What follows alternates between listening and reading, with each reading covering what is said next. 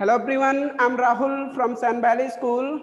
Student, in this session we are going to discuss practice set number 18 of GNB entrance examination from Arihant's book. Okay, ऐसे student जो नवोदय की preparation में लगे हुए हैं उनके लिए हम प्रैक्टिस सेट्स ऐसे लाते रहे हैं। इससे पहले हम लोगों ने प्रैक्टिस सेट नंबर 1 to 17 लाए हैं और इस प्रैक्टिस सेट्स के थ्रू हम करते हैं मैथ्स का जो प्रॉब्लम होते हैं उन्हें ओके डिस्कस करते हैं। इन जो मैथ्स से रिलेटेड प्रॉब्लम होते हैं 20 क्वेश्चंस इंक्लूड किए जाते हैं आपके प्रैक्टिस सेट्स में या जो आपके एग्जामिनेशंस में होंगे उसमें।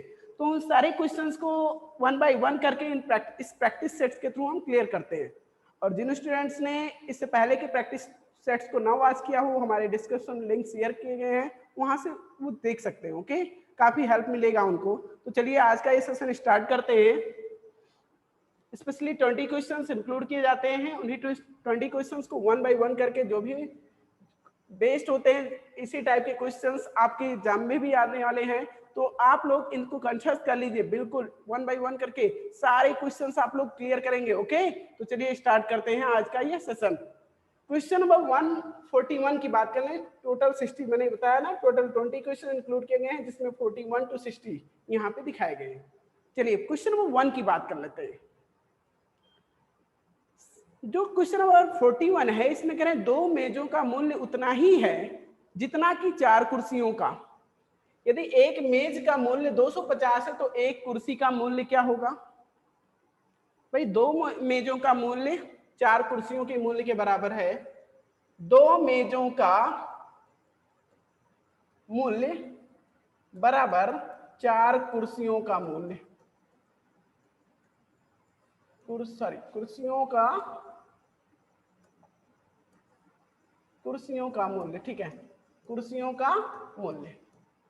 अब 2 मेजों का मूल्य की बात करें तो इन्होंने कहा एक मेज का मूल्य कितना है? 250 रुपए। एक मेज का जो कॉस्ट है वो 250 है, तो ऐसे 2 मेजों का कॉस्ट कितना हो जाएगा? 2 गुणे 250, बस ये बराबर 4 गुणे एक कुर्सी का मूल्य। 4 कुर्सियां तो 4 गुणे एक कुर्सी का मूल्य, ठीक है, एक कुर्सी का मूल्य।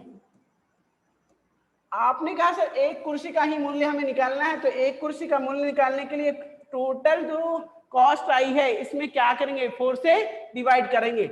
एक कुर्सी का मूल्य निकालने के लिए क्या करोगे? कुल जो टोटल कॉस्ट आएगी 500 रुपए। 2 कुर्सी मेजों का मूल्य कितना हो जाएगा?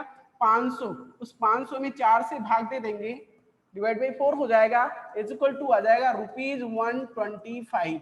यानी एक कुर्सी का मूल्य कितना हो जाएगा? 125। जनरल सी बात है, आप लोग डायरेक्ट भी कर सकते थे इसको। 2 मेजों का मूल्य उतना ही है जितना कि 4 कुर्सियों का, ठीक है, और एक मेज का मूल्य दिया है 250, तो 2 मेजों का मूल्य हो जाएगा 500, और जो कि बराबर है 4 कुर्सियों के मूल्य के, तो एक कुर्सी का मूल्य हो जाएगा 500/4 यानी कि 125। इस तरह से आंसर आपने फाइंड कर लिया। क्या कोई ऐसा ऑप्शन मैच कर रहा है? Option number B exactly match कर रहा है, टिक कर दीजिए। ओके, तो स्टूडेंट्स आई होप ये पॉइंट क्लियर हो गया होगा।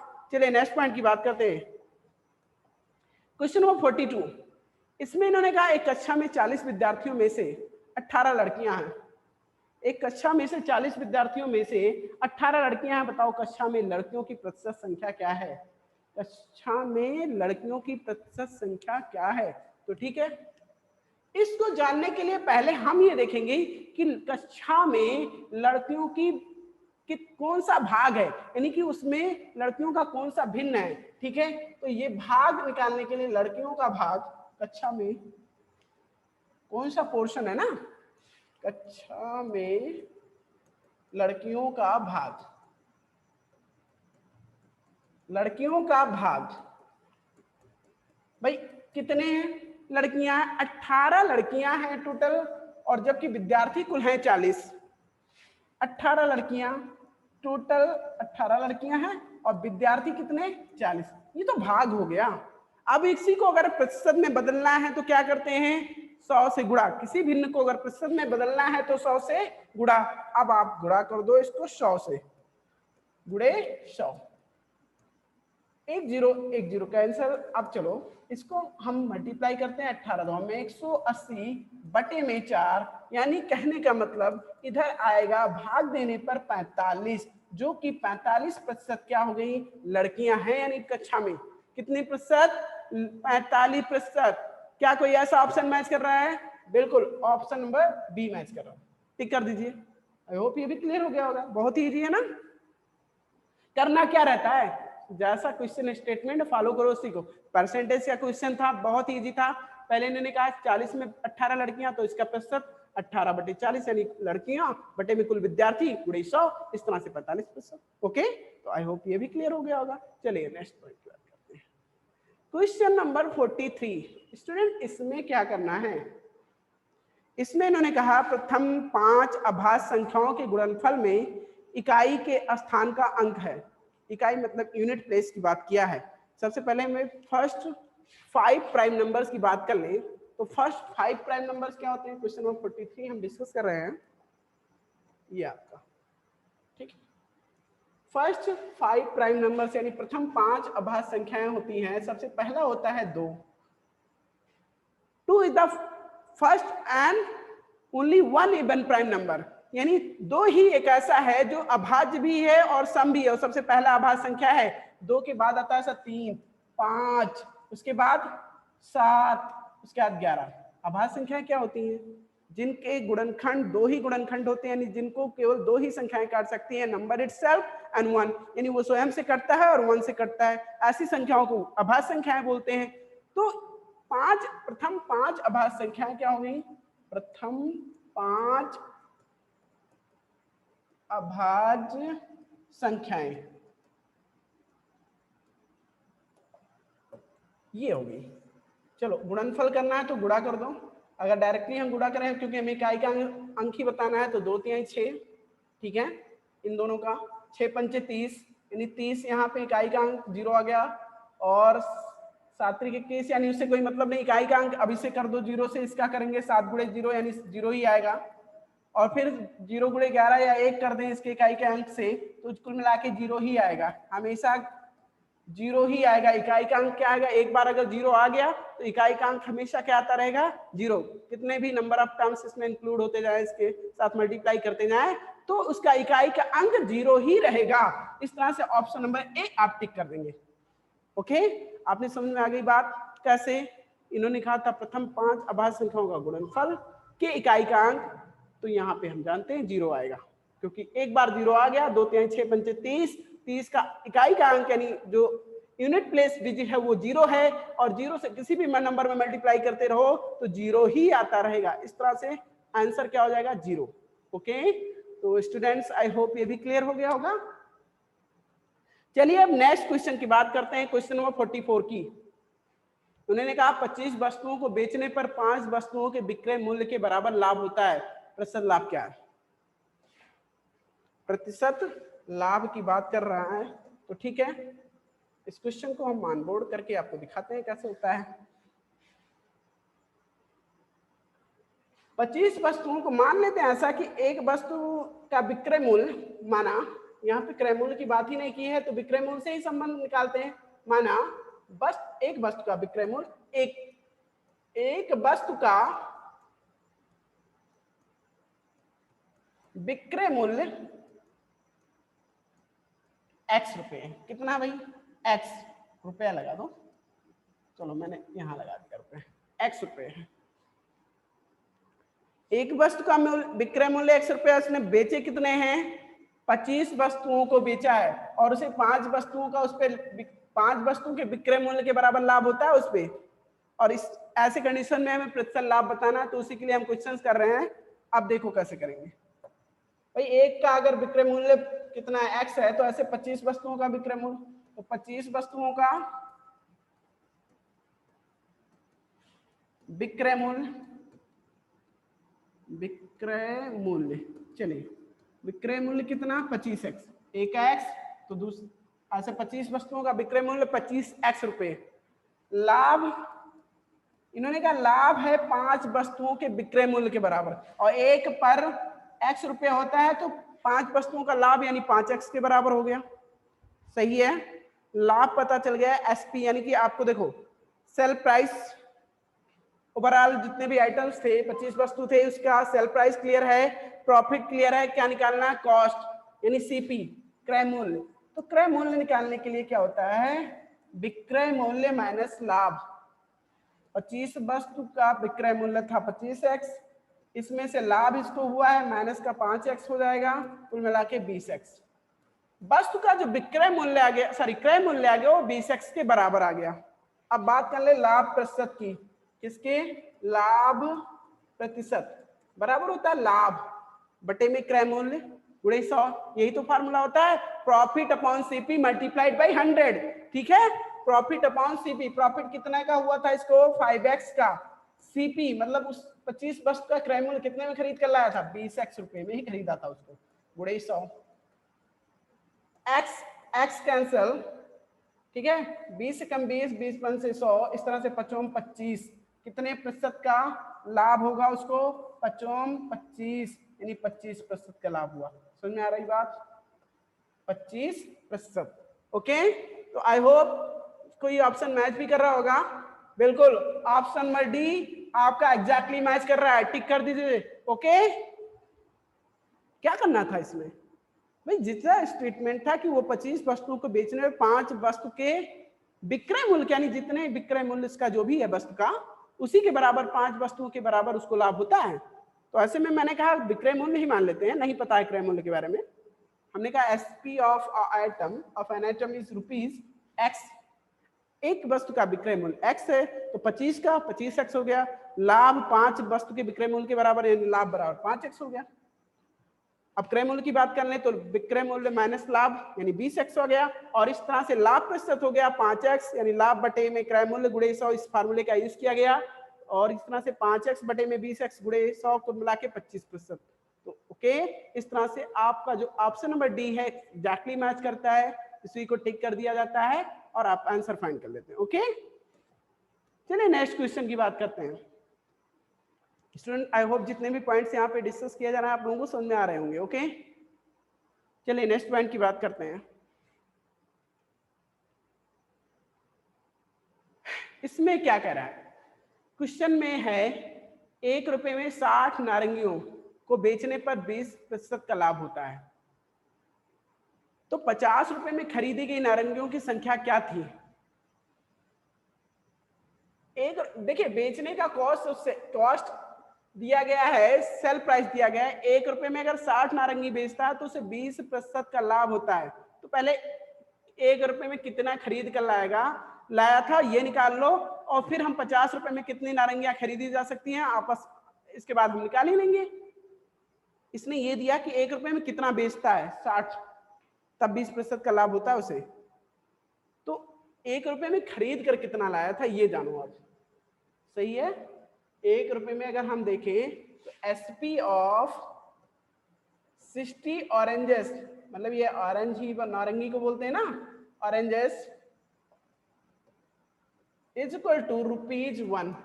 एक का कितना है, मतलब 60 ऑरेंज जो बेचे गए हैं वो 1 रुपए में बेचे गए, 60 नारंगियां। अब ऐसे में 60 नारंगियां 1 रुपए में बेचे गए हैं, तो एक नारंगी का एसपी कितना होगा? एक को भाई 1/60 रुपए में बेचा है, 1/60 रुपए, ठीक है, 1/60। अब लाभ प्रतिशत की बात कर लें, यानी प्रॉफिट परसेंट दिया गया है, प्रॉफिट परसेंट इक्वल टू 20, 20% का प्रॉफिट हुआ है। तो सीपी बात कर लो, सीपी एक का, सीपी ऑफ एन आइटम और वन आइटम, वन ऑरेंज जो भी है, इक्वल टू क्या होता है? सीपी के निकालने के लिए कंडीशन क्या होता है? SP multiplied by 100 divide by क्या होता है? 100 प्लस प्रॉफिट। एसपी कितना? एक का जो बेचने की कीमत है 1/60 है, इसमें गुणे 100 कर देंगे, बटे में 100 प्लस लाभ प्रतिशत 20 है। चलो, अब आप यहां से सिंप्लीफाई करना चाहते हो तो 0 0 कैंसल, यानी ये 10/6 हो जाएगा यहाँ से, और 120 इधर से आ जाएगा, कुल मिला के 6 गुणे 120 इधर रिमेंस होगा। चलो थोड़ा सा और सिंप्लीफाई कर लेते हैं, 0 0 कैंसिल, और 1/, कितना आ गया? 1/12 × 72, ये कितने? कॉस्ट ऑफ वन ऑरेंज, एक ऑरेंज इतने में खरीदा है, तो कुल अगर कितने ऑरेंज 1 रुपए में खरीदे जाएंगे, सो इन 1 रुपीज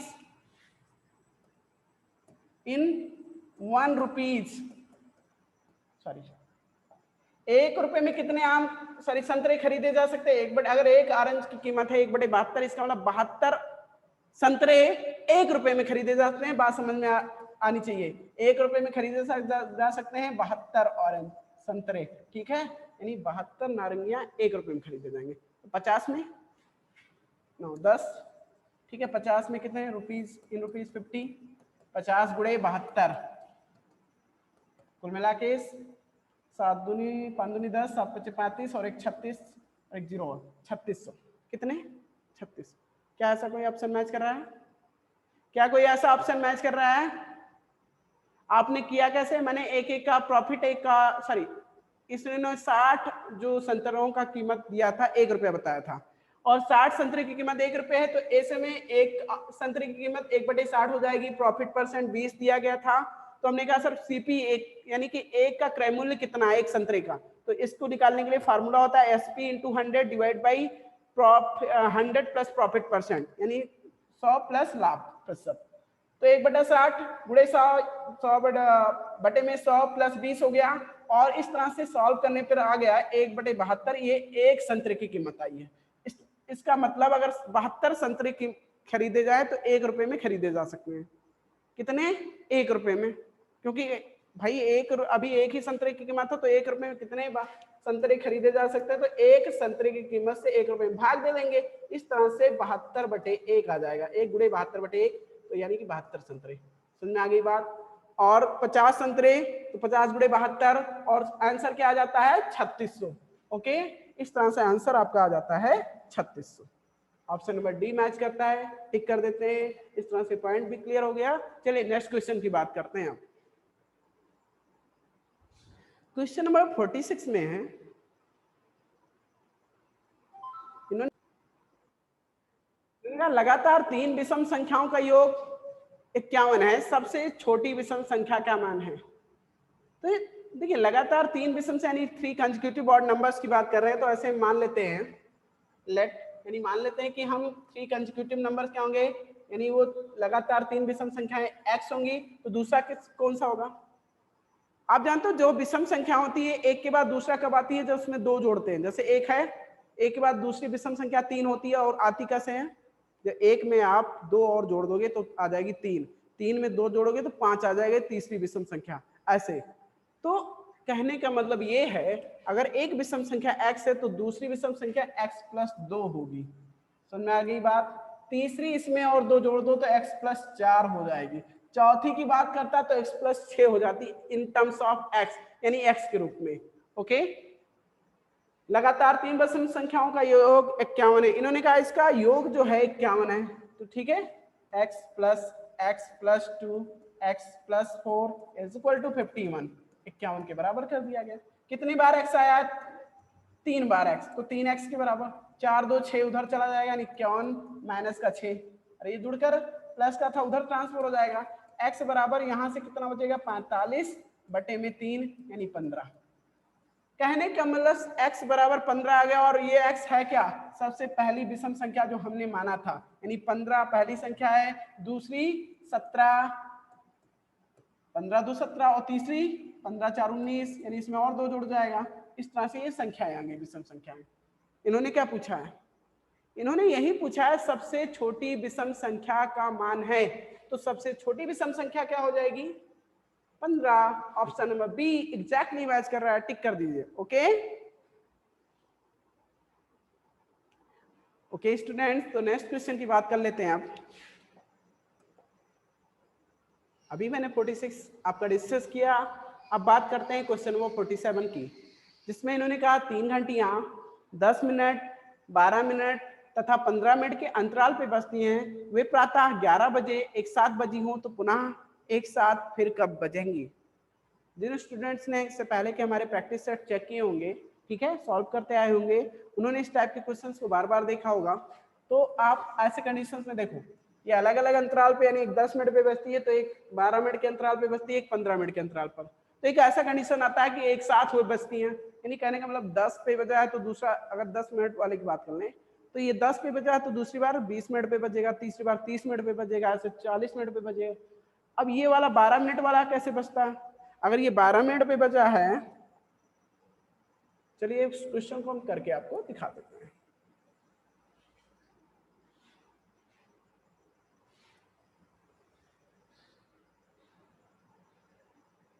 इन्होंने कहा अगर हम बात करते हैं कि अगर ये 10 मिनट पे एक बजा है तो दूसरा 20 पे, 30 पे, ऐसे बजता रहेगा। 30, 40, 50 ये अलग अलग अंतराल पे बजते रहेंगे। अगर एक बज रहा है 12 मिनट पे, दूसरा 24, 36, 48, 60 इस तरह से, और एक अगर 15 मिनट के अंतराल पे बज रहा है तो 30, 45, 60।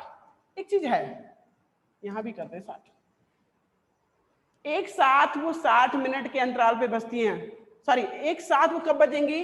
जब 60वें मिनट पे, यानी जो 60वां मिनट होगा वो एक साथ उसी पर बजेंगी। ये 60वां मिनट है क्या? इनका एलसीएम है, लीस्ट कॉमन मल्टीपल है।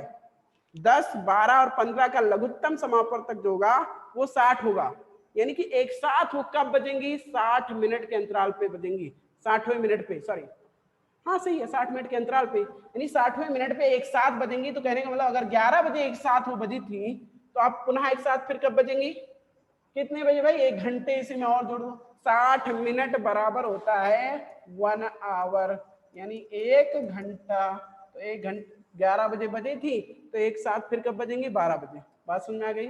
चाहे तो लघुत्तम निकाल लेना, तब भी 60 ही आएगा, यानी 60 मिनट पे बजेंगी। ठीक है, लघुत्तम ही तो निकाला हूं भाई, multiple common, sorry multiple method है ना ये आपका। चलिए हमने इसमें कॉमन मल्टीपल सर्च कर लिया, तो आई होप ये पॉइंट क्लियर हो गया होगा स्टूडेंट्स। अब हम बात करेंगे क्वेश्चन नंबर 48 की, जो मैंने ये पॉइंट क्लियर किया। 47 नेक्स्ट क्वेश्चन की बात कर लें, क्वेश्चन नंबर 48। इन्होंने कहा किसी धन को किसी साधारण ब्याज की दर से 9 गुना होने में 30 वर्ष का समय लगता है, उसी दर से 17 गुना होने में कितना समय लगेगा? भाई 9 गुना होने में 30 वर्ष का समय लगता है, उसी दर से 17 गुना होने में कितना समय लगेगा? तो चलिए इस क्वेश्चन को हम करते हैं। ये कैसा है? आपका साधारण ब्याज पे आधारित क्वेश्चन है, यानी कि सिंपल इंटरेस्ट का क्वेश्चन है। करने का तरीका वही होता है जो आपने फार्मूला सिंपल सा जाना है। 2 ही 3 फार्मूले होते हैं इसके, 2 ही फार्मूले होते हैं। एक होता है SI इक्वल टू क्या होता है? A माइनस पी, यानी कि सिंपल इंटरेस्ट जो होता है वो अमाउंट मीन्स मिश्रधन माइनस मूलधन के बराबर होता है साधारण ब्याज। दूसरी बात, SI इक्वल टू होता है PRT बाई 100, यानी principal into rate into time upon 100। 2 ही फार्मूले होते हैं, इन्हीं दोनों फार्मूला का यूज किया जाएगा। इन्होंने कहा किसी धन को किसी साधारण ब्याज की दर से, दर नहीं पता इसमें, किसी साधारण ब्याज की बात कर रहा है, दर से 9 गुना होने में 30 वर्ष का समय लगता है। मान लेते हैं वो कोई धन है जो वो x है, मान ली प्रिंसिपल कितना था? x था। वो अमाउंट कितना हो जाता है? 9 गुना हो जाता है कितने समय में? ये दिया गया 30 वर्ष, यानी 9 गुना हो जाता है अमाउंट, विशुद्धन हो जाता है 9 गुना। टाइम दिया गया है 30 वर्ष। बात कर ले रेट ऑफ इंटरेस्ट, तो ऐसे में क्लियर ही नहीं है, यही तो नहीं पता है। अगर हम SI की बात करें तो SI कितना होगा? हमने क्या ना, SI मतलब होता है A माइनस पी, यानी अमाउंट कितना है इसका? अमाउंट है 9x और माइनस x, कुल मिला के जो SI है वो 8x के बराबर है। सिंपल इंटरेस्ट साधारण ब्याज कितने के बराबर हो गया? 8x के बराबर। फार्मूला अगर हम बात कर लें रेट ऑफ इंटरेस्ट के लिए, तो रेट ऑफ इंटरेस्ट का फार्मूला होता है in terms of SI and P and T, SI into 100 divide by क्या होता है? P into T। यही तो होता है साधारण ब्याज, यानी ब्याज गुणे 100 बटे में मूलधन गुणे समय। चलो आपको SI आपका पता है 8x गुणे 100, और ये है प्रिंसिपल आपने माना था x, टाइम आपका दिया गया 30 वर्ष। चलो ये जीरो कैंसिल, x कैंसिल, इस तरह से 8 2 में 80 बटे 3 इतना परसेंट, कितना आ गया? 80 बटे 3%। थोड़ा सा सिंप्लीफाई करना चाहते हैं तो मिक्स फ्रैक्शन के फॉर्म में लिख सकते हैं, लेकिन हमें ये नहीं बताना, हमें ये बताना अगर रेट ऑफ इंटरेस्ट यही रहे 80 बटे 3 ही रहे तो कितना उसी दर से 17 गुना होने में कितना समय लगेगा, यानी अगर 17 गुना हो तब कितना समय लगेगा। 9 वर्ष लगे थे भाई इसको, सॉरी 30 वर्ष लगे थे 9 गुना होने में, तो 17 गुना होने के लिए कितने वर्ष लगेंगे ये निकालना है। तो इसके लिए आप जानते हो क्या हो जाएगा, अमाउंट जो है वो 17x के बराबर हो जाएगा। पहले प्रिंसिपल x था, अब अमाउंट जो हो जाएगा वो 17x के बराबर। तो यहाँ से SI जो होगा वो 16x के बराबर, 17 में से x निकल जाएगा तो 16x के बराबर हो जाएगा SI। चलिए अब हम क्या करेंगे, समय निकालना है ना, तो समय के लिए t इक्वल टू होता है आपका, t इक्वल टू होता है SI into 100 divide by P into R। SI into 100 divide by P into R। अब देखो चलिए SI की मतलब बात कर लें तो SI हमने कहा था इसमें कितना है, SI इसके लिए 16x के बराबर है, तो 16x कर लेते हैं, गुणे 100 कर लेते हैं, और बटे में प्रिंसिपल कितना है इसका, प्रिंसिपल x ही है, और रेट ऑफ इंटरेस्ट 80/3 है, यानी 80/3 ऐसे लिख लो। अभी बताता हूँ कैसे सॉल्व करें। x कैंसिल, अरे ये काटना है ना, तो x कैंसिल, x था, और क्या कटेगा, चलो काटना बाद में, पहले और सिंप्लीफाई कर दो। 100 16 गुणे 100 गुणे 3, ये 3 गुणे में चला जाएगा उसके ऊपर, और बटे में 80। सर और क्या करें, ये जीरो कैंसिल, 8 कमा 8 8 दूनी 16, और इस तरह से 30 10 चाहे 30 गुना 60, कितने वर्ष लगेंगे, 60 वर्ष। ये टाइम ही तो आया है, हमने क्या माना था, हमने माना था कि उसको माना ये था कि मतलब रेट ऑफ जो प्रिंसिपल था वो x रहेगा, तो इसके आधार पे जो अमाउंट हो जाएगा 9x हो जाएगा 30 वर्ष में। इन्होंने यही कहा था कि 9 गुना हो जाता है, जितना भी मूलधन था उसका 9 गुना हो जाता है मिश्रधन, तो हमने कहा 9x हो जाएगा। तो इस तरह से SI कितना हो जाएगा, SI अमाउंट माइनस प्रिंसिपल होता है, नहीं 8x आ जाएगा। तो रेट ऑफ इंटरेस्ट यानी रेट निकालें, तो ये फार्मूला यूज किया गया, 80/3% आ गया, x कैंसिल हो गया। अब इन्होंने फिर वही बात कही कि आप अब ये बताओ कि कितने समय में यही धन 17 गुना हो जाएगा। तो हमने कहा ठीक है सर, प्रिंसिपल तो x ही है, लेकिन अब अमाउंट की बात कर रहे हैं, 17x हो गया, तो इसमें अब SI यानी कि आपका जो ब्याज हो गया वो 16x के बराबर हो गया। तो टाइम की बात कर लें तो SI गुणे 100 बटे में मूलधन गुणे दर, तो यहां से सॉल्व करने पर हमारा रेट भी पता हो गया, हमने रेट निकाल लिया 80/3, उसी रेट का यूज कर लिया यहाँ पे, और इस तरह से आंसर आता है 60 वर्ष। ओके, तो आई होप ये भी क्लियर हो गया होगा स्टूडेंट्स। चलिए अब हम क्या चेक करते हैं अपने ऑप्शंस में क्या कोई ऑप्शन मैच करता है हमारा। हाँ, option number C exactly match कर रहा है, टिक कर दीजिए। चलिए अब हम नेक्स्ट पॉइंट की बात करेंगे, क्वेश्चन नंबर 48 अभी हमने क्लियर किया। अब बात कर लेते हैं क्वेश्चन नंबर 49 की। ये क्या है, सिंप्लीफिकेशन का क्वेश्चन है, सरलीकरण का करना हमें है, तो चलिए कर देते हैं ना, आप लोग भी कर लेते हो इसको, बिल्कुल सीखा होगा आपने क्लास 5th और 6 में इस चीजों को क्लियर कराया जाता है। देखिए इसमें कह रहे हैं 2, ये क्वेश्चन स्टेटमेंट है, -2 ये बार है, इस बार के पहले ही सॉल्व करते हैं, सबसे पहले इस बार को ही सॉल्व किया जाता है, उसके बाद small bracket, then large middle bracket, उसके बाद लार्ज ब्रैकेट। ये सॉल्व करने का जो रूल होता है इसी फॉलो किया जाता है। 2 - 2 देन ये बार इंक्लोज कर रहा है इसको, 2 - 5 - 3 स्टेटमेंट, जो भी होल स्टेटमेंट को बार इंक्लोज किया इतना, ठीक है। तो चलिए अब इसको सॉल्व करते हैं। सॉल्व करने का जो वे होता है, इस बार को रिप्लेस कीजिए, तो बार को रिप्लेस करने का मीन्स होता है सर इसको हम सॉल्व करते हैं, तो सॉल्व करने का क्या मतलब, इसको -2 ऐसे ही रहेगा, 2 - 2।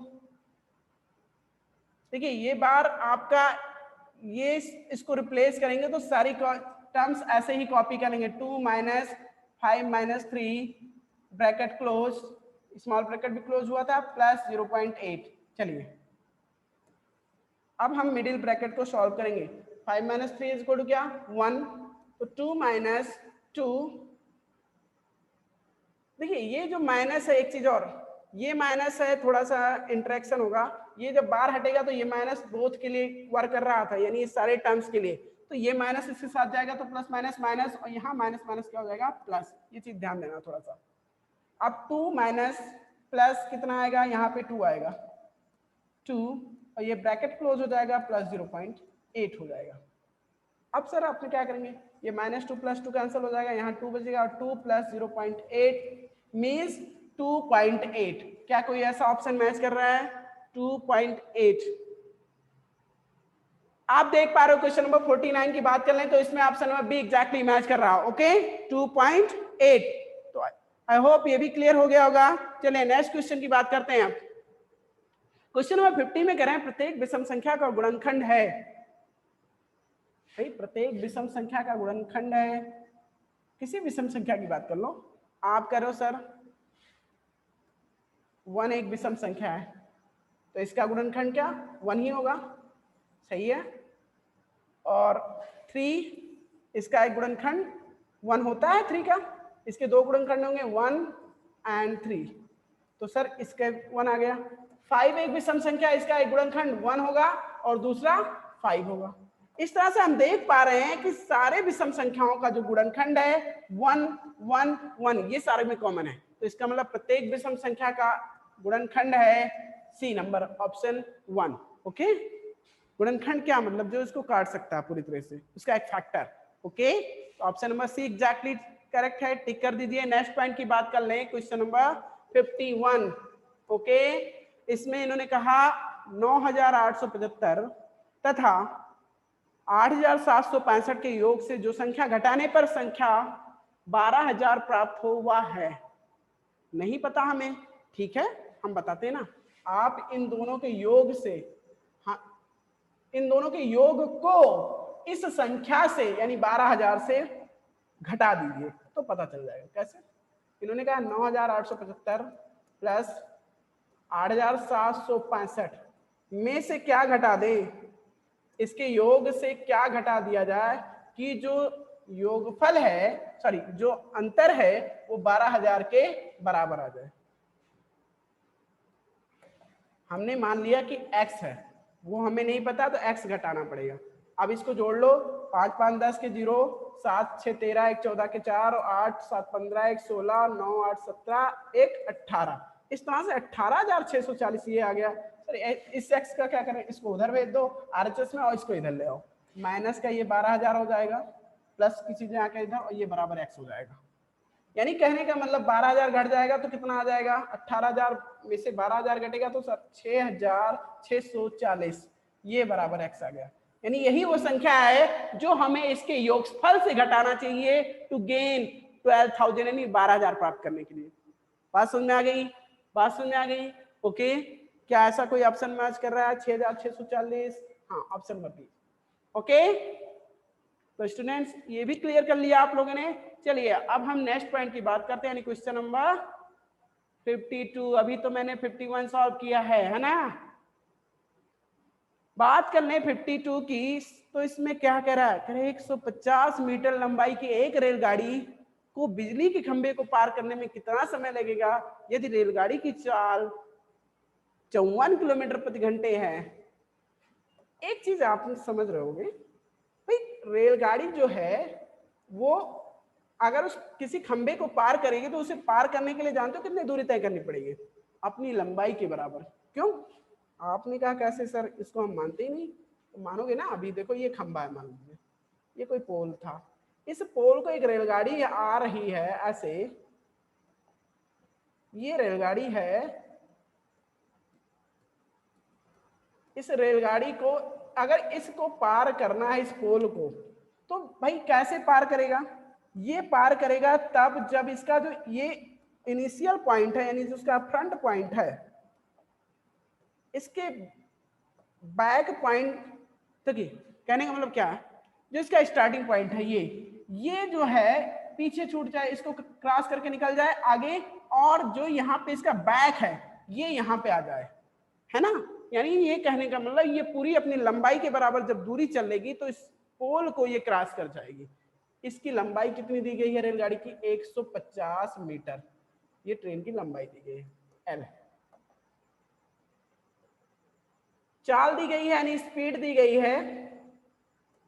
स्पीड की बात करें तो 54 किलोमीटर प्रति घंटे की रफ्तार से ये ट्रेन चल रही है। अब अगर एक चीज देखा जाए तो इसकी जो दूरी है वो मीटर में दी गई है और चाल जो दी गई है वो किलोमीटर प्रति घंटे में, तो समान यूनिट में यानी समान मात्रक में करना होगा हमें, चाहे तो मीटर को किलोमीटर में कन्वर्ट कर लो या इसको किलोमीटर प्रति घंटे को मीटर पर सेकंड में कर लें। तो हमारे लिए बेटर यही है कि इसको किलोमीटर पर आवर को हम मीटर पर सेकंड में कर लेते हैं। कैसे? 54 गुणे 5/18, भाई ये तरीका होता है, शॉर्टकट होता है to convert kilometre per hour into metre per second. 5/18 से गुणा कर देंगे। चलो 18 कम 18, 18 3 54, इस तरह से 5 3 15 मीटर पर सेकेंड इसकी स्पीड आ गई। ट्रेन की चाल 15 मीटर पर सेकेंड है। कुल मिला के ट्रेन की चाल 15 मीटर पर सेकेंड। क्या निकालना है? कितना समय निकलेगा? तो कितना समय लगेगा, तो इसके लिए टाइम बराबर होता है स्पीड अपॉन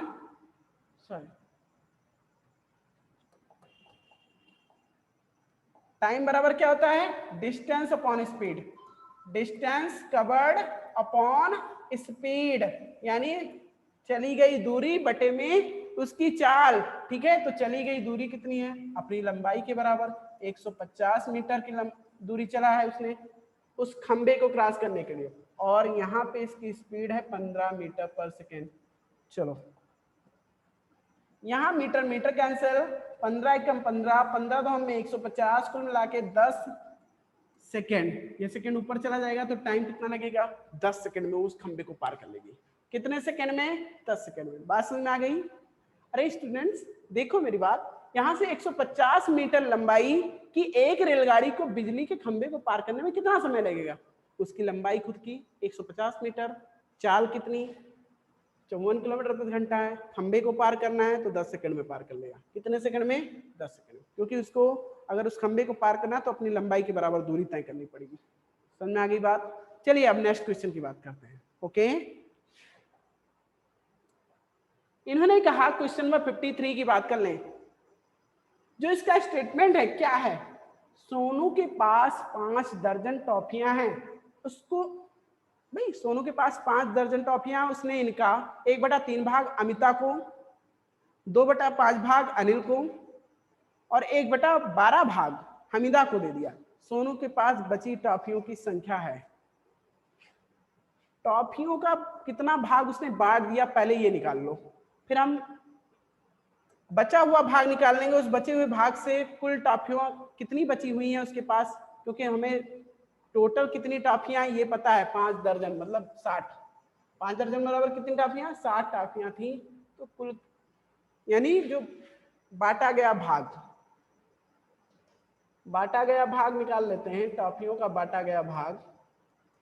तो इसके लिए कर लेंगे क्या, आप जितने अलग अलग उसने अलग अलग भाग बांट दिया है अलग अलग लोगों को, यानी अमिता को, अनिल को और हमीदा को, सबको जोड़ लीजिए। 1/3 भाग अमिता को मिला था, 2/5 भाग अनिल को और 1/12 भाग हमीदा को।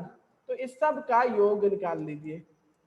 यहां से अगर हम इसकी बात कर लें तो आप इसका एलसीएम कितना होगा भाई? 60 होगा, 60 होगा, है ना? 3 से भाग देंगे तो 20 बार जाएंगे तो 20 आ जाएगा। 5 से भाग देंगे 12 बार जाएंगे तो 12 आ जाएगा, 12 दूना 24, और 12 से भाग देंगे 5 एकम 5, इस तरह से 20 और 24 कितना होता है? 44 और 5 49/60। ये क्या आ गया? इतना भाग उसने बांट दिया, तो शेष भाग, बचा हुआ भाग। अब बात कर लो बचे हुए भाग की। बचा हुआ भाग कुल एक भाग था, उसमें से 49/60 भाग उसने बांट दिया, तो बचा हुआ भाग 60 कम 60 में से 49 जाएगा, 11/60 भाग। इतना भाग बचा हुआ है, 11/60 भाग। अब इसी 11/60 भाग तो बचा हुआ है, तो एक यानी 5 दर्जन यानी 60 टॉफियों में कितना बचा हुआ है? अतः बची हुई टॉफियां, बची हुई टॉफियां कितनी बची हुई हैं? बची हुई टॉफियां भाई 11/60 भाग बचा है और कुल टॉफियां कितनी थी? 60। चलो 11/60 का 11/60 भाग कितना होगा? 60 कम 60, 60 कम 60 यानी 11 टॉफियां बची। कितनी टॉफियां बची हुई हैं? 11। Number of toffees left there is equal to 11। क्या ऐसा कोई है? ऑप्शन मैच कर रहा है। चलो देखते हैं सोनू के पास कितनी टॉफियां बची हैं भाई? 11। कितनी टॉफियां? 11। ओके, बात क्लियर हो गया। करना क्या था? कुल कितना भाग बांट दिया, ये निकाल दिया हमने 49/60, बचा हुआ भाग 11/60, 60 का 11/60 निकाल दिया। इस तरह से आंसर आ गया और आपने इसको क्लियर कर लिया। चलिए नेक्स्ट हम बात कर लें क्वेश्चन नंबर 54 की। तो इसमें कह रहा है यदि एक घन का विकर्ण √12 सेंटीमीटर है तो उसका आयतन घन सेंटीमीटर में क्या है? भाई विकर्ण दिया गया और आपको पता है बेटा घन का जो विकर्ण होता है उसमें हम जनरली जो फार्मूला घन के विकर्ण की नहीं, हम मान लीजिए घनाभ के विकर्ण की बात करते हैं तो उसके लिए फार्मूला होता है L² + B² + H²। But sir जो घन में होता है सर ऑल लेंथ यानी इसके ऑल डायमेंशंस इक्वल होते हैं। घन और घनाभ दो चीजें अलग अलग होती हैं। घन में जो 6 स्क्वायर्ड फेसेस होते हैं यानी 6 फलक होते हैं इसमें, और इसके ऑल साइड्स इक्वल होते हैं, है ना, ऑल फेसेस इक्वल होते हैं। तो ऐसे में इसकी ऑल डायमेंशन यानी LBS सारे बराबर होते हैं तो हम कहते हैं A²। सर ये भी A मान लेते हैं और ये भी A मान लेते हैं। इस तरह घन का जो विकर्ण होता है वो A² 3A² यानी √3A² और कुल मिला के √3A आ जाता है। ये घन के विकर्ण की लंबाई के फार्मूला हो गया। D = √3A। ये क्या है? घन के विकर्ण की लंबाई का फार्मूला। क्या दिया गया है? चलो देख लेते हैं क्या दिया गया। घन के विकर्ण की लंबाई √12 सेंटीमीटर है, उसका आयतन, तो पहले हम आयतन बाद में निकालेंगे, पहले इसके घन की भुजा तो निकाल ले कितना है। तो घन की भुजा ये दिया गया लंबाई √12 सेंटीमीटर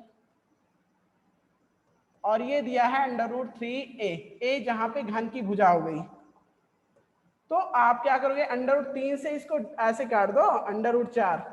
बात समझ आ रही है? काटना ऐसे काट सकते हैं, इसको ब्रेक कर लेते हैं √3 × √4 तो यहाँ से √4 बचेगा।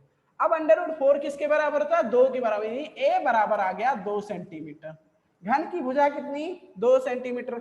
आयतन, घन का आयतन वॉल्यूम की बात कर लें, घन का आयतन तो A³ होता है। क्यों? A × A यानी A³ ही होता है घन का आयतन। ठीक है, वैसे LBH होता है ना, घनाभ का जो आयतन होता है LBH होता है, लेकिन इसमें सारी चीजें बराबर होती है। A तो A³ हो जाता है। घन का आयतन A³ यानी कि 2 का क्यूब कितना? 8 सेंटीमीटर क्यूब। क्या कोई ऐसा ऑप्शन आ रहा है? क्या कोई ऐसा ऑप्शन मैच कर रहा है? देखना होगा ना, बिल्कुल आएगा। आपने किया ईमानदारी से तो बिल्कुल आएगा। देखिए ये option number A exactly match कर रहा है। यहाँ पे 8 सेंटीमीटर क्यूब मतलब घन सेंटीमीटर में। ठीक है, बात समझ में आ गई? ओके, हमने क्या किया? पहले इसमें डायगोनल का यानी कि जो घन के विकर्ण का फार्मूला होता है उसका यूज किया। D बराबर होता है √3A, जहां पे D डायगोनल हो गया यानी विकर्ण हो गया और ये A हो गया भुजा। फिर हमने विकर्ण की लंबाई दी गई थी √12 सेंटीमीटर, यहाँ पे रख दिया, उसी के बराबर कर दिया। इस तरह से A बराबर आ गया 2 सेंटीमीटर। भाई √3 एक कम √3 हो जाएगा और यहाँ से इस कट गया तो √4 बचेगा और √4 का मतलब 2, आयतन A³ यानी 8 सेंटीमीटर। ओके, तो चलिए इस तरह से आपने ये पॉइंट भी क्लियर किया। अब हम बात कर लेते हैं क्वेश्चन नंबर 55। यही तो 55 ही तो डिस्कस करना है ना स्टूडेंट्स। अब हम बात कर लें क्वेश्चन नंबर 55 का। तो इसमें क्या दिया गया? इसमें इन्होंने कहा बेटा जी, इसमें इन्होंने कहा 5% वार्षिक ब्याज की दर से, नहीं 6% सॉरी क्वेश्चन का स्टेटमेंट कुछ और है, मैं पढ़ कुछ और रहा। इस तरह है 6% प्रतिवर्ष की दर से, दर नो 6% प्रतिवर्ष की दर ₹5,000 पे 146 दिन के लिए साधारण ब्याज ज्ञात कीजिए। अच्छा जी, रेट ऑफ इंटरेस्ट दिया गया 6%। हमारा जो प्रिंसिपल यानी मूलधन दिया गया है 5,000 रुपये, टाइम दिया गया है 146 दिन। तो आपको करना क्या है, 146 दिन नहीं हम यहाँ पे यूज करेंगे, समय को वर्ष में बदल देंगे, क्योंकि हमारा रेट ऑफ इंटरेस्ट क्या है, वो हमारा दिन में दिया, सॉरी प्रतिवर्ष के लिए दिया गया है, वार्षिक। तो ऐसे में जो दिन दिया गया है इसको हम प्रतिवर्ष के रूप में बदल देंगे और फिर उसकी बात करेंगे। चलिए देख लेते हैं। इन्होंने कहा रेट ऑफ इंटरेस्ट इसका 6% है वार्षिक यानी पर एनम। प्रिंसिपल इनका दिया गया है ₹5,000, 5,000 रुपये। टाइम दिया गया है, टाइम दिया गया है कितना, 146 दिन। और इस 146 दिन को अगर हम वर्ष में यानी कि ईयर में कन्वर्ट करना चाह रहे हैं तो क्या करेंगे, 365 से डिवाइड कर देते हैं, because we know that a year has 365 days generally. यानी अगर एक वर्ष में दिनों की संख्या पूछी जाती है तो हम सामान्यतः 365 दिन ही बताते हैं, ठीक है। अब इस तरह से आपने इसको वर्ष में कन्वर्ट कर लिया, यानी ईयर हो गया। बात समझ आ गई। अब हमें निकालना है SI मीन सिंपल इंटरेस्ट। चलो PRT डिवाइड बाई 100, यही तो फार्मूला होता है, PRT डिवाइड बाई 100। P मतलब कितना, 6 है ना, P मतलब कितना, 5,000। R तो है 6% वार्षिक। टाइम तो यही तो है सर, 146 बटे में 365 और यहाँ आ गया, और ये गुणे 100 चल रहा है ऑलरेडी आपका, तो 100 गुणे हो गया। चलो सॉल्व करना है इसको हमें, तो सॉल्व करके दिखाते हैं। चलिए अब आप बात कर लो, 00 ये कैंसर, यहाँ से भी 00 कैंसर, 50 यहाँ 5 से कट कर दें तो 5 दूरी 10, और इसको 5 से कट करेंगे तो 5 सत्ते 35, 1 से 15 नहीं, 5 थे 15। बात समझ में आ गई। अब आप इसको करेंगे तो यहाँ से भाग दे देंगे, 23, 73 कम 73, दूना कितना होता है 146, कुल मिला के 2 आ गया। यहाँ से सारी चीजें कैंसिल। अब ऊपर वाले टर्म्स का गुणा कर लो, 2 गुणे 6, ये 6 है ना, 2 गुणे 6 12, दूना 24, यानी कि जो सिंपल इंटरेस्ट है वो 24 रुपये आएगा। क्या ऐसा कुछ 24 आएगा? नहीं, यहाँ से एक जीरो छूट रहा था, यहाँ से एक जीरो, 240 कितना आएगा, 200, अरे 20 छक्का 120 दूना 240, कितना आ जाएगा 240 रुपये। ये आपका साधारण ब्याज बन जाएगा। बात समझ में आ गई? ओके, तो 146 दिन के लिए 240 रुपये इसका साधारण ब्याज, 6% प्रतिवर्ष की दर से 5,000 रुपये 146 दिन के लिए साधारण ब्याज ज्ञात कीजिए। एक बार शायद चेक करना होगा, मुझे लग रहा है ऑप्शन मैच नहीं कर रहा है, चेक कर लेते हैं, हो सकता है कैलकुलेशन में थोड़ा सा कहीं डाउट मतलब प्रॉब्लम हुई हो। ये 6% पर एनम है, ठीक है। 5,000 रुपये इसका मूलधन दिया गया था, समय दिया था 146 दिन। हमने कहा इसको वर्ष में बदलने के लिए 365 से भाग दे देते हैं। बात सही है। PRT डिवाइड बाई 100, ये हो गया 5,000 गुणे 6, 146 बटे में 365 गुणे 100, 2 जीरो यहाँ से 2 जीरो यहाँ से काट दिया गया, ठीक है। अब आप कह रहे हो 2 जीरो काट दिया गया, यहाँ से हमने क्या किया, इसको 5 से काटा तो 73 आ गया, यहाँ से आ गया 50 था, 5 से काटा तो 20 नहीं आएगा, ये बेटा गलत किया था। यहाँ पे 10 आएगा, कितना आएगा, अरे मैंने इसको इस 365 को और इस 50 बचा हुआ था ऑलरेडी 2 जीरो कटने के बाद, तो 50 को और 365 को 5 से काटा हूं तो यहाँ 10 आएगा और यहाँ 73 आएगा। अब बात समझ में आ गई, अब सारी चीजें क्लियर हो गई। 10 गुणे 6 यानी 60 और गुणे 2 120, कुल मिला के आंसर कितना होना चाहिए था 120, मैंने 240 कर दिया था, यही रॉन्ग हो गया था ना। कैलकुलेशन थोड़ा सा सिंसियरली किया जाए, है ना, जल्दबाजी में कभी कभी गलतियां हो जाती हैं, तो आप लोग ऐसा नहीं करेंगे। 120 क्या है भाई, 120 कोई ऑप्शन, हाँ option number B exactly match कर रहा है। ओके, तो आई होप ये भी क्लियर हो गया होगा। चलिए नेक्स्ट पॉइंट की बात कर लेते हैं। स्टूडेंट क्वेश्चन नंबर 56, इन्होंने कहा 49,532 का सन्निकट हजारों मान होगा। 49,532 का सन्निकट हजारवां मान होगा। यानी देखिए इसको हमें हजारवें मान पे इसके राउंड ऑफ करना है। राउंड ऑफ करने का मतलब ये हुआ हमें 1000 प्लेस पे इसको एस्टिमेट करना है, इसकी राउंड ऑफ करना है। तो इसके लिए हम जानते हो 100 प्लेस की वैल्यू चेक करते हैं, इसके पहले की जो अंक होगा उसको देखा जाता है। 1000 का डिजिट यहाँ पे है 9, लेकिन हम उससे पहले के डिजिट को चेक करते हैं 5 है, और 5 है तो ऐसे में जो ये संख्या है, ठीक है, आगे वाली संख्या उसमें 1 प्लस हो जाएगा 5 या 5 से ज्यादा होने पर। ये चीजें आपने सीखा होगा, राउंड ऑफ एक चैप्टर होता है आपके क्लास 4 से ही पढ़ाया जाता है ना, राउंडिंग और एस्टिमेशन। तो यहां से आप क्या करोगे, इसको राउंड ऑफ करेंगे तो 49,532 किसके ज्यादा करीब भाई, 50,000 के करीब है, 49,000 के करीब है। जनरल सी बात है 50,000 के करीब ज्यादा है सर, क्योंकि ये 500 से भी क्रॉस कर गया है तो 50,000 के करीब ज्यादा है, और इस तरह से हम 50,000 पे टिक कर देंगे। कौन सा 50,000, क्योंकि ये 9 से 10 हो जाएगा यानी एक 0 हो जाएगा, यहाँ 4 से 5 आ जाएगा और बाकी 0 0। इस तरह से 50,000 के ज्यादा सन्निकट है तो ठीक है, 50,000 के ज्यादा सन्निकट है टिक कर देंगे। ऑप्शन नंबर बी है इसके लिए ऑप्शन। बात समझ में आई, कौन से हजार के ज्यादा निकट है, 49,000 या 50,000, उन्हीं के बीच में ही तो है, उनके बीच में सब 50,000 के ज्यादा करीब है। ओके, तो इस तरह से आपने ये भी क्लियर कर दिया। चलिए अब बात कर लेते हैं क्वेश्चन नंबर 57 की। क्वेश्चन नंबर 57 का जो स्टेटमेंट है, किसी वर्ग के विकर्ण की लंबाई a सेंटीमीटर है, निम्न से कौन सा वर्ग के क्षेत्रफल को निरूपित करता है। विकर्ण की लंबाई दी गई है a सेंटीमीटर, वर्ग का क्षेत्रफल निकालना। आप जानते हो विकर्ण की जो लंबाई अभी मैंने बताया ना, किसी वर्ग के विकर्ण की लंबाई कितनी होती है, नहीं बताया था, चलो अभी कर देता हूं। ये होता है, मान लेते हैं वर्ग है, इस वर्ग में ये इसका विकर्ण है, ये a होता है, ये भी होता है, इसके ऑल साइड्स इक्वल होते हैं, ठीक है।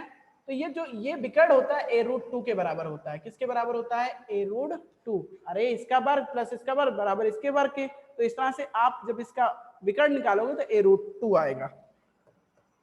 a√2 विकर्ण की लंबाई होती है, विकर्ण की लंबाई दी गई है कितनी, विकर्ण की लंबाई a है, लेकिन इन्होंने कहा, ये चलिए ठीक है मैं बताता हूँ, a√2 है, इन्होंने कहा ये a के द्वारा ही हम मान लेते, a ना मानो, हम कुछ और मानेंगे, x मान लो, क्योंकि इन्होंने ऑलरेडी a मान लिया है, तो हम मानेंगे x√2। यानी ये दिया गया है x√2, a बराबर विकर्ण की लंबाई जो है a बराबर x√2 है। इन्होंने कहा कौन सा वर्ग के क्षेत्रफल को निरूपित करता है। अगर हमें वर्ग का क्षेत्रफल दिखाना है तो क्या दिखाएंगे, वर्ग का जो क्षेत्रफल होता है, वर्ग का क्षेत्रफल a गुणे a, भुजा गुणे भुजा यानी a²। अब a की वैल्यू कितना है, हमने तो नहीं भुजा गुणे भुजा, तो भुजा तो हमारा x, तो सॉरी भुजा तो हमारा क्या है x है, यानी ये सॉरी x गुणे x करना चाहिए था, हमने तो भुजा x माना है ना, x गुणे x, x² सर x² आ गया। अगर हम x की वैल्यू यहाँ से निकालना चाहें तो a के टर्म्स में, तो x इक्वल टू क्या आएगा, a/√2, कितना आएगा, a/√2, सही है। तो x² को रिप्लेस कर दो a/√2 से, यानी a/√2 का होल स्क्वायर हो जाएगा, और कुल मिला के a²/2 आ जाएगा। यानी जो वर्ग का क्षेत्रफल होगा, अगर उसकी विकर्ण की लंबाई a है तो उसका क्षेत्रफल किसके बराबर होगा, a²/2 के। बात समझ में आ गई, a²/2। Option number C exactly match कर रहा है, देख पा रहे हो a²/2 यही आ रहा है, ठीक है। हमने मान लिया इसके जो भुजा की लंबाई वो x है, वो x है, तो इसका मतलब इसके विकर्ण की लंबाई x√2 हो जाएगी, वैसे जनरली, लेकिन इन्होंने कहा ये a से रिप्रेजेंट किया गया है, तो a बराबर x√2 यानी x बराबर a/√2 आ गया। भुजा की लंबाई जो आ गई a/√2 के बराबर होगी, जहां पे a विकर्ण की लंबाई है, वहां यहां ध्यान देना ये a जो है वो विकर्ण की लंबाई है, इस a को जो हमने रिप्रेजेंट किया ये विकर्ण की लंबाई है। अब हम कह रहे हैं वर्ग का क्षेत्रफल, तो भुजा गुणे भुजा, यानी भुजा हमारा x है, x², और इस x को हटा दिया गया भाई a/√2 से, और इस तरह से a²/2 आंसर आ जाता है। ओके, तो आई होप ये भी क्लियर हो गया होगा। चलिए अब नेक्स्ट पॉइंट की बात कर लेते हैं। इन्होंने कहा का लघुत्तम समापवर्त है। यदि ऐसे में लघुत्तम समापवर्त होने के लिए इसमें दो तरीका होता। पहले आप क्या करोगे, इसका जो हर है उसका एचसीएफ और सॉरी हर जो है उसका एलसीएम और जो अंश है उसका एचसीएफ निकाल। चलिए 58 में करना क्या आपको, लघुत्तम समापवर्त हैं, यानी इन भिन्न संख्याओं का लघुत्तम समापवर्त है। ऐसे में मैंने बताया कि इन पहले इसको करने का तरीका ये होता है कि जो अंश के टर्म से यानी कि अंश के जो पद हैं उसका आप निकालोगे लघुत्तम, और जो हर के पद हैं उसका आप निकालोगे भाई महत्तम समापवर्त, जिसे एचसीएफ आप बोलते हैं। आप करके देखो, जैसे अगर आपको बात किया जाए 2, 4, 5, ये क्या है, अंश के पद हैं, यानी आपके न्यूमरेटर्स के टर्म्स हो गए। अब ये इनका जो लघुत्तम यानी एलसीएम की बात कर लो तो एलसीएम कितना होगा, जो सबसे पहले इनसे कटे 2, 4 और 5 से 20 कटेगा सबसे पहले, इसका लघुत्तम कितना होगा 20। अरे 4 पंचे 20, 2 दाम 20, 5 चौक 20, यानी सबसे पहले तीनों संख्याओं से कटने वाली संख्या 20 ही होगी। और एचसीएफ की बात कर लो 3, 9, 3, 6, 9 है, चलो ठीक है ये है। तो इसका एचसीएफ मतलब हो गया भाई हाईएस्ट कॉमन फैक्टर जो तीनों में है। ऐसा कॉमन फैक्टर जो तीनों में है तो 3 ही है सर, तीनों में 3 3 पाया जा रहा है, 3 का फैक्टर यहाँ भी है, यहाँ भी है, यहाँ भी। तो इसका मतलब जो अब मैं क्या कह रहा था, आपको लघुत्तम समाप यानी टोटल ओवरऑल जो एलसीएम होगा, ओवरऑल एलसीएम किसके बराबर होगा, एलसीएम पहले आप लिखते हो LCM of numerator terms of numerator और divide by HCF of denominator, यानी एलसीएम ऑफ न्यूमरेटर्स कितना आ गया 20, एचसीएफ डिनोमिनेटर का कितना 3। इस तरह से जो एलसीएम ओवरऑल आएगा यानी कि पूरे का एलसीएम लघुत्तम समापवर्त तक 20/3, ऑप्शन नंबर बी। बात समझ में आ गई, 20/3। ओके तो स्टूडेंट्स आई होप ये क्लियर हो गया होगा। चलिए अब नेक्स्ट क्वेश्चन की बात कर लें 59 की। इन्होंने कहा 0.05 गुणे 5 माइनस 0.005 गुणे 5 बराबर है। ठीक है किसके है बराबर, इस चीज को डिफाइन करने के लिए हम चाहे तो मल्टीप्लाई करके कर दें या डायरेक्ट कर सकते हैं। देखिए करने का तरीका अपना है। आपका जो क्वेश्चन स्टेटमेंट है ये 0.05 गुणे 5 माइनस 0.005 गुणे 5, आप इसको चाहो तो भिन्न रूप से सॉरी दशमलव रूप से भिन्न रूप में बदल कर लें या डायरेक्ट कर सकते हो, कर दें डायरेक्ट कर दें। आप क्या करोगे, गुणा कर दो 5 25, अब कितने अंक के बाद दशमलव लगना चाहिए, 2 अंक के बाद, तो यहां से आ जाएगा 0.25। बात समझ में आ गई। माइनस 5 25 कितने अंक के बाद दशमलव लगना चाहिए, 3 अंक के बाद दशमलव लगा तो एक 0 बढ़ा देंगे, दशमलव लगा देंगे, ये 0 हो जाएगा। चलो अब घटा देना है तो इसको समान दशमलव भिन्न रूप में बदल दो, यहाँ भी 0 बढ़ा दो, तो 10 में से 5 जाएगा 5, और यहाँ से 4 बचा, 4 में से 2 जाएगा 2, और यहाँ से आपका 2 ही बचा है तो 2 में से 0 जाएगा 2, और इस तरह से यहाँ दशमलव लग जाएगा और यहाँ 0 आ जाएगा। कहने का मतलब 0.225 आंसर बचेगा। क्या कोई ऐसा ऑप्शन मैच कर रहा है, 0.225? हाँ option number B exactly match कर रहा है, 0.225। ओके और अब हम यस बेटा ये क्लियर हो गया है। अब हम बात कर लें क्वेश्चन नंबर 60 की, जिसमें दिया गया निम्न में से सबसे छोटी भिन्न कौन सी है। भाई सबसे छोटी भिन्न कौन सी है ये जानने के लिए तरीका ये है, आप कुछ ना करो, पहले इसको दशमलव रूप में बदलो सबको, एक दो तीन अंक तक लेकर जाते हैं, कितना आता है देख लेते हैं। वैसे कई सारे तरीके हैं, पहले इनका हर बराबर किया जाता है, फिर हम एक एक न्यूमरेटर यानी कि अंश को चेक करके बताते हैं, तो वहां से भी हो सकता है लेकिन टाइम लगेगा। तो हम क्या करेंगे, इसको दशमलव रूप में बदल देंगे। भाई 15 से 8 को भाग देने कितना आ जाएगा, आप कह रहे हो सर 15 से दशमलव बार जाएंगे 80 हो गया, 15 × 5 = 75, कुल मिला के यहाँ से 5 आ गया, फिर कितनी बार जा सकते हैं 3 बार 45 आ जाएगा, और कुल मिला के फिर कितनी बार यहाँ से 5 यानी 3 3 आता रहेगा। कुल मिला के इसका जो मान आया 8/15 का वो 0.5 5 3 के बराबर हो गया, लगभग 3 3 और चलता जाएगा इसमें।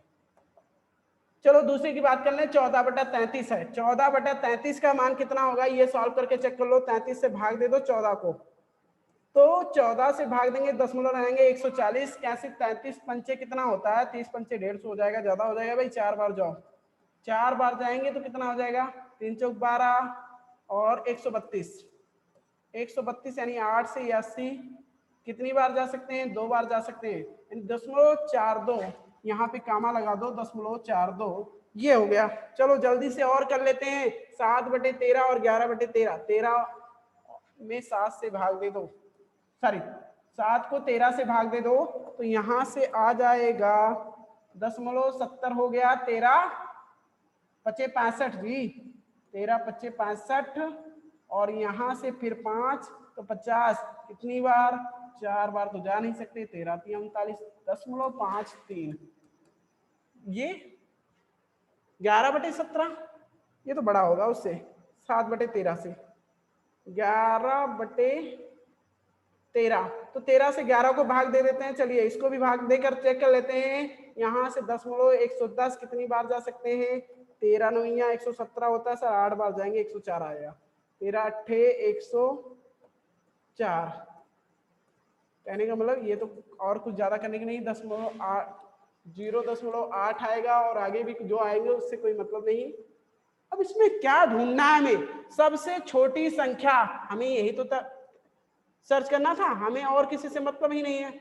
सबसे छोटी संख्या ये इन सब में देख रहे हो, यहाँ जो 10th प्लेस का डिजिट यानी दशांक है वो 5 है, यहाँ 5 है, यहाँ 8 है, यहाँ पे ही सबसे कम है 4, तो यही है सर 10th प्लेस का डिजिट। 10th प्लेस का जो डिजिट है वो 4 है।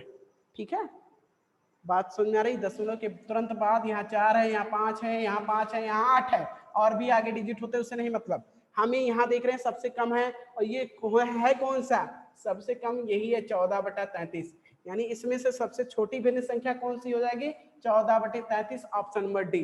बात समझ में आ गई। ओके स्टूडेंट्स, तो आई होप ये सारे पॉइंट्स क्लियर हो गए होंगे।